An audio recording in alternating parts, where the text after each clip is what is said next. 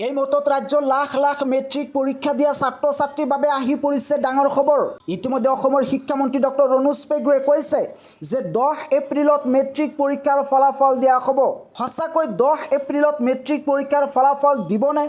এই বিষয়ে এই ভিডিঅ'ৰ জৰিয়তে বিতংকৈ আলোচনা কৰিব বিচাৰিছোঁ। এই বছৰ মেট্ৰিক পৰীক্ষাত first division, second division, third division, star letter, distinction পোৱা ছাত্ৰ ছাত্ৰীক অসম চৰকাৰে কি পুৰস্কাৰ নাইবা এৱাৰ্ড দিব, এই বিষয়ে এই ভিডিঅ'ত বিতংকৈ আলোচনা কৰা হৈছে।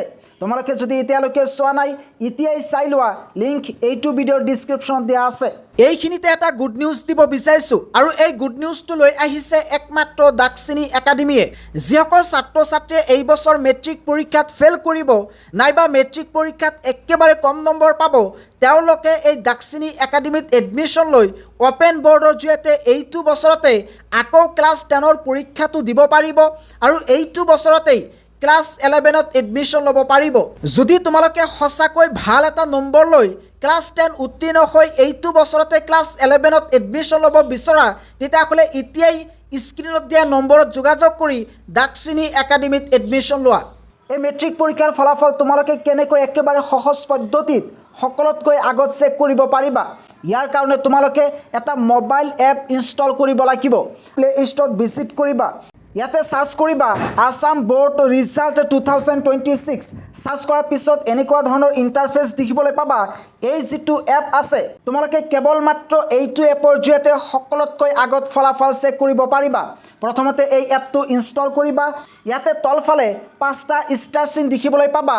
ইয়াতে ক্লিক কৰি আছাম বোৰ্ড ৰিজাল্ট 2026 বুলি লিখি পোষ্ট কৰি দিবা। তাৰপিছত এই এপটো অপেন কৰিবা। অপেন কৰাৰ পিছত এনেকুৱা ধৰণৰ ইণ্টাৰফেচ এটা অপেন হ'ব। যেহেতু তোমালোকে ক্লাছ 10ৰ ফলাফল চেক কৰিবা, গতিকে ক্লাছ 10 অপশ্যনত ক্লিক কৰি এইটো অপেন কৰি ল'বা। অপেন কৰাৰ পিছতে এনেকুৱা ধৰণৰ এটা ইণ্টাৰফেচ আহিব, 10th ৰিজাল্ট 2026। ইয়াতে তোমালোকে ক্লিক কৰিবা। ইয়াতে তোমালোকে দেখিবলৈ পাবা এনেকুৱা ধৰণৰ ইণ্টাৰফেচ আহিব, চেক ৰিজাল্ট নাও।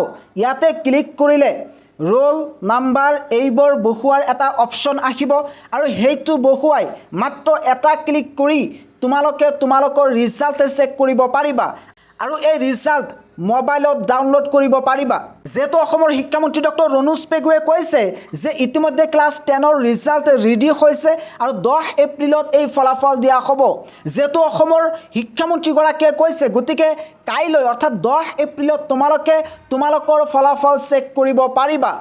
আৰু এই ফলাফল কেইটা বজাত প্ৰকাশ কৰিব তোমালোকে সকলোতকৈ আগত একমাত্ৰ আছাম পিচ নিউজ 3 এইটো চেনেলৰ জৰিয়তে জানিব পাৰিবা। আৰু কাইলৈ যদি সঁচাকৈ ফলাফল প্ৰকাশ কৰে, তেতিয়াহ'লে মই আজি ৰাতিৰ ভিতৰতে খবৰ পাম, আৰু তোমালোকে মোৰ পৰা এই খবৰটো জানিব পাৰিবা।